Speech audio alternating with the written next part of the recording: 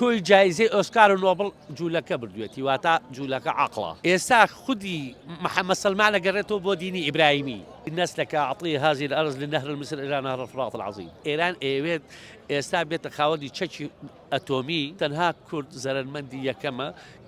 كردبوني كردو بقرباني إسلامي ڕاوبۆچوونی تۆ چییە لەسەر ئەو شەڕ و ئاڵۆزەی دوێنەشەی نێوان ئیسرائیل و کۆماری ئیسلامی ئێران؟ أو سراعي كيسا هي أو سراعة تازن يكونا أجرته بو سردمي دروزبوني إسلامو هر لا تورات بو خوي إشارتي بياوا بو أو خط أو نقشي داودي ك إسرائيل بي هلاسي استا أو للدقي توراتا للناس لك أعطيه هذه الأرض للنهر المصري إلى نهر الفرات العظيم هذا مجالي ثانية أخوة هديك دو ولي إسرائيل أما كاتك إسلام فتوحات كا ودنيا دا جيركا أو الرفض كاتو أنا إسا خدي محمد سلمان قريته بو ديني إبراهيمي بو أو حالة النمينة جا من براسي إسا تمشابكا جولك لصايشي دانشواني عالم بيكينه كل جائزة أوسكار ونوبل جولك بردويتي واتا جولك عقلة جولك أتواني شد كات پەروەردەی خۆیان ئەزانن چۆنەکەن ئێستا ئێران ئەیەوێت بەو شێوەیە کە ئێران ئەیەوێت ئێستا بێتە خاوەنی چەکی ئەتۆمی مەزهەبیەوە ئەوانە قەت قبوڵی ناکەن قەت قبوڵی ناکەن هەر کاتی خۆشی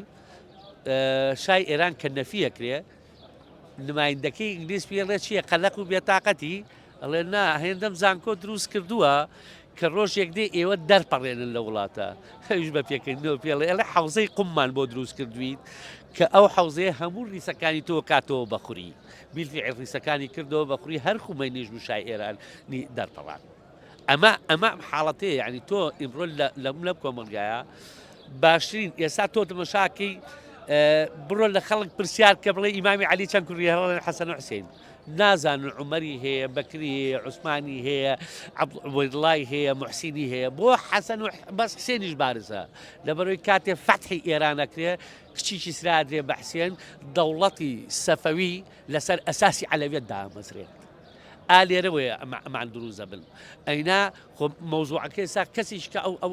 ئەوە نازانێت کە ئیمامی عەلی چەند کوڕی هەیە ئەمە ئەوان بوون لەسەر ئەساری مەزهەب بوون بە کیان بوون بە دەوڵەت تورکەکانیش بە هەمان شێوە تەنها کورد زەرمەندی یەکەمە کە کوردبوونی کردو بە قوربانی ئیسلامی